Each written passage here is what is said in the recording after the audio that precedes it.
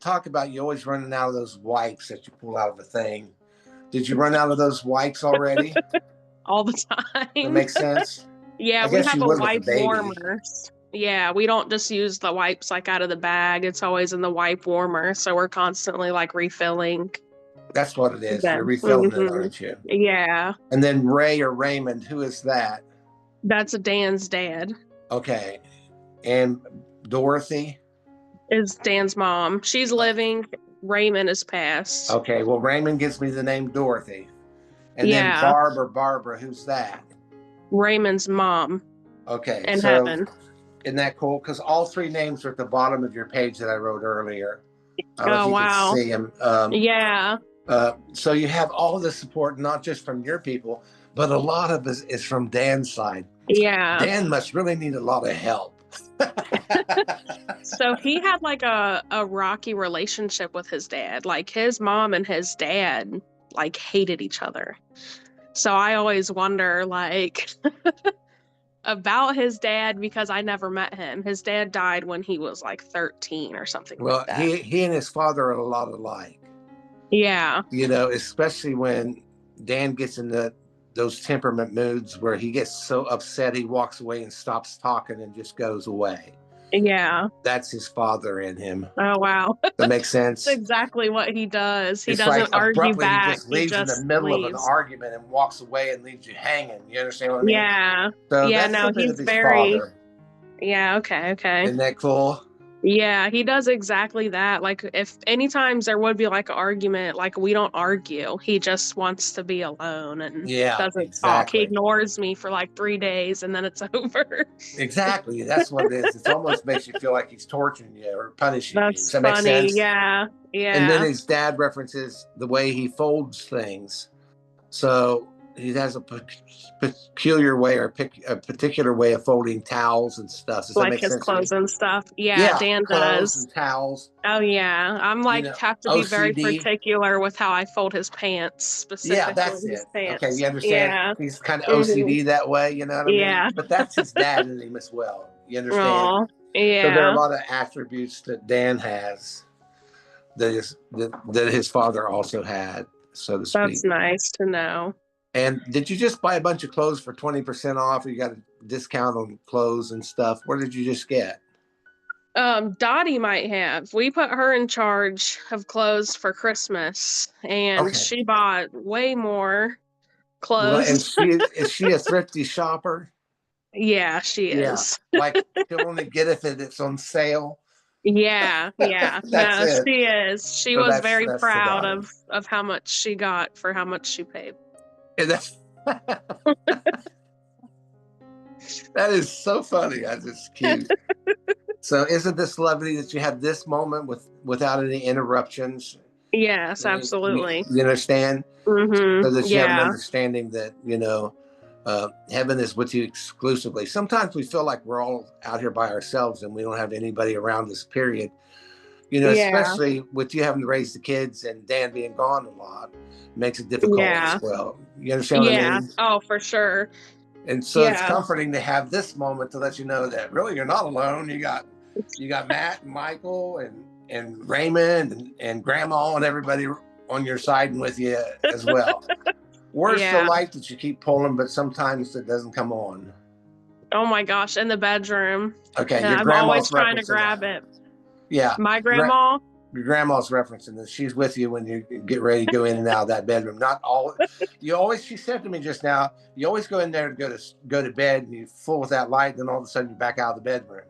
So you attempt to go to sleep, but then you can't go to sleep. Does that make sense to you? Yeah. I'll just hand you that. That's what she says to me. Yeah. So That's funny.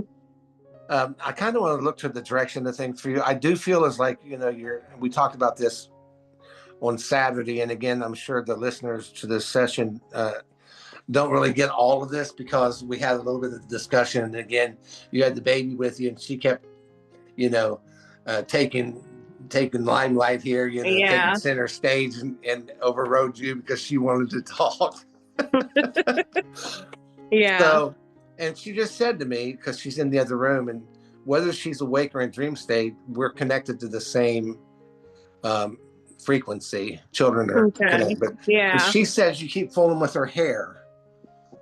What do you do With with her hair? Yeah, where's that little thing on her hair that you keep going like this with? Just like seeing how long it is. Oh, is that it? That Yeah. irritates her. It irritates her. I have to That's tell you, that's what she's funny. saying. Isn't That that is cute? funny. Yeah, we do that all the time. And she also said peanut butter. Yuck. So did you try to give her a little peanut butter and she had a funny look on her face?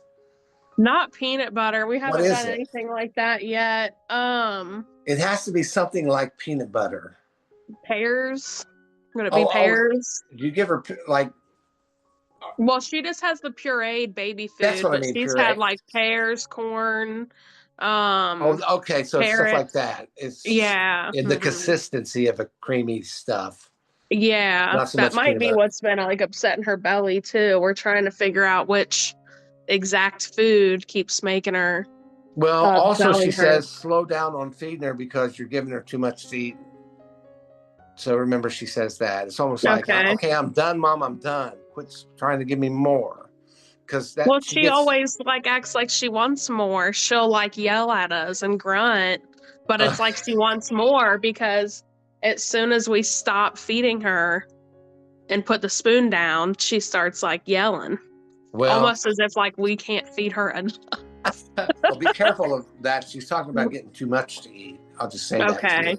Okay. Okay. So, because I feel like she realizes it's bothering her, and you may want to slow down in between that, make her Okay.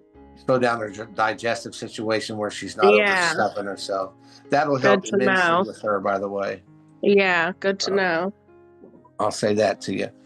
So, in life, sometimes we have these times or seasons in our life because there really is predestined times in our lives that God created Molly for a purpose. And you'll go the direction of why he created you. And then the scriptures, it said God knew you before you were born. And so he already had you in mind. And so you'll go the direction, as well as Gregory will in his life, to what he deemed, the way he deemed you to go, regardless if you want to go that route or not. You will go the way he created you to go. Yeah. And Yeah. so these are destiny times. I call them seasons. I say that because you're in a season as you step into the future of letting the old things fall away or die, and letting things become new again. You understand? Letting the past go Hmm. and starting all over again or moving forward. It's almost like the metamorphosis of change between a caterpillar into a cocoon into a butterfly. And right now, Hmm. I feel like you're still trying to chew your way out of the cocoon because you're so contained where you are. You understand what I mean? That Yeah. you're stifled in the direction that you want to go, and you can't really become the butterfly and fly free, so to speak. Number one, you got two kids. Number two, you got a husband that's not there all the time because he's working a lot out of state. Yeah. So, you're kind of confined in this cocoon, and just keep chewing the little hole in the cocoon until you can sprout your wings and fly out of that thing, Yeah. and fly free again. But it is interesting. And even after we talked, Heaven said you look back on what we talked about and you thank God for the last 3 years. You Yeah. understand? Yeah. Absolutely. Yeah. And that's what the Lord says, how grateful you were that he pulled you up out from where you were, especially ever since you were 7 years old. And so Yeah. look how far you've come. You understand? Hmm. Yeah. And lots of times, especially around the age of 19, you never thought you were going to go anywhere. Yeah. And now look at where you are. Yeah. It doesn't make any difference how our parents treated us or neglected us or didn't give us time of day. God has you in the hollow of his hand. And he has Yeah. you created for a beautiful purpose. And don't let go of yourself or lose sight of yourself in spite of the troubles that you had growing up. Yeah. All of these things has happened to you in the past has refined you like pure gold.